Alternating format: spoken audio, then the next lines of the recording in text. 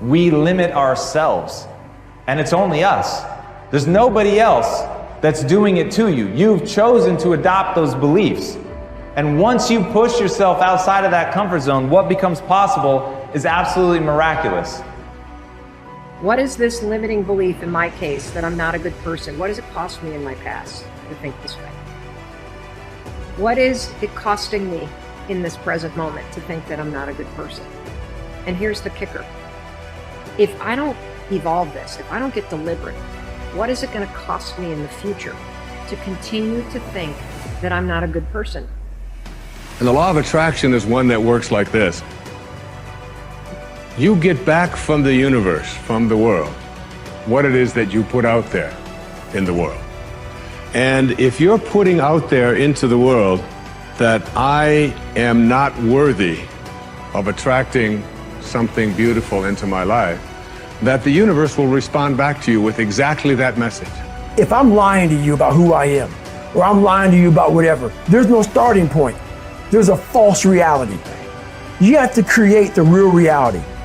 It would be better for you to act towards an end that makes everything that's good better. That's the best way to live, to make everything that's good better. And maybe to restrict the development of everything that's malevolent and evil within yourself and in the broader world, insofar as you're able to do that. And so I think that's an expression of love, is that because when you love something, you care for it. And the proper attitude towards being, I think, is care. The best thing about life is tomorrow never happens. Yes? If you just know how to deal with what's now, you know how to deal with your entire life.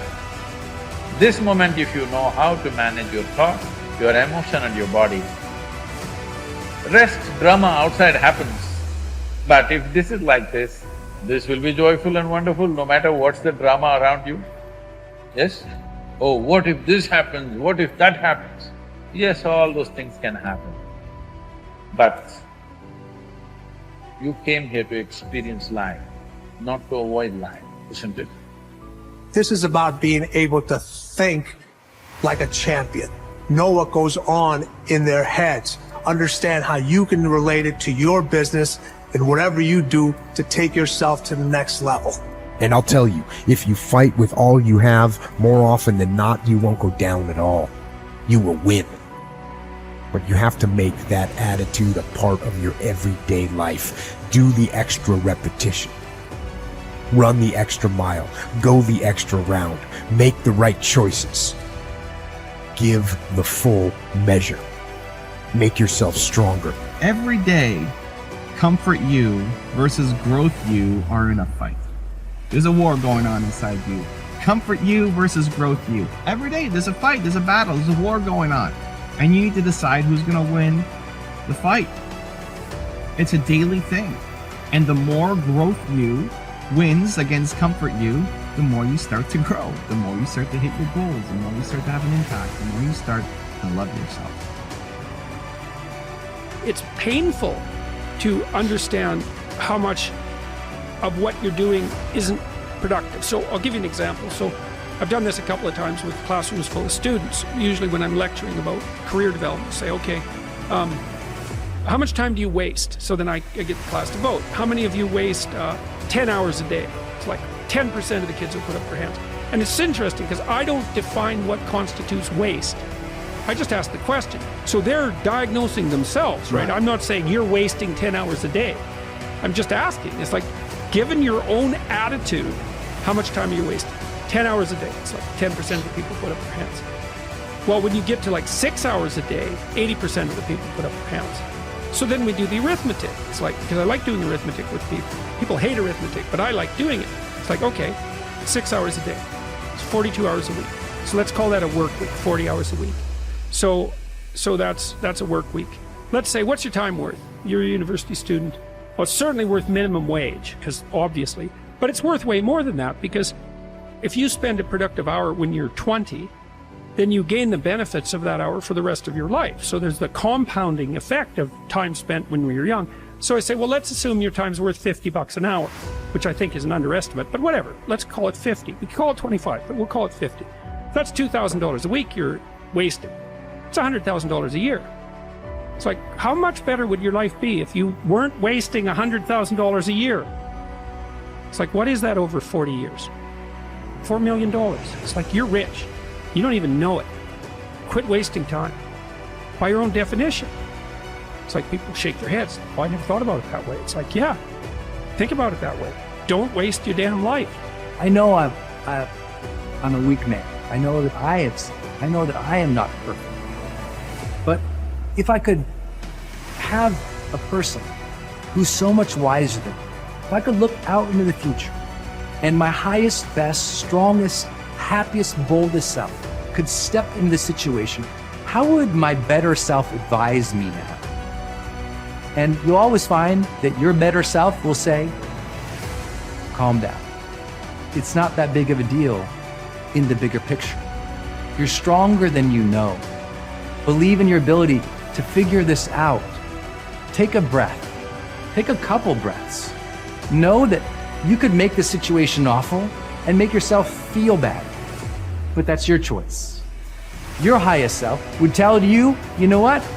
Handle this well so you can respect yourself later. Your best self would say, handle yourself well now, just to prove that you can. Your best self would say, you know what? If you handle yourself now, you have fewer regrets later. Your best self would say, you know what? Instead of being angry, try to be compassionate. Because from compassion and love comes a greater power to influence than you'll ever have as an angry little child. Oof, your older self, they'd tell you, they'd learn you. They'd give you the messages that you needed to hear. What would you do as your highest self? I like my trigger for myself is when I feel those negative emotions, I ask a very specific question. My question is, if I was acting as my highest self now, what would be my next right action of integrity? Coming from a place where I want to be happy as a human being, how would I reply to this? And that changes the game. The questions we ask ourselves in moments of conflict dictate the answers and the way in which we behave. And so I say to you, take a beat, ask the questions, wonder why you're so upset, and let it go. Ask, what would my highest self do in the situation? Removing distractions is no small matter in our current culture, but it's critical. How do you do it? First, by maintaining the discipline of practicing your priorities.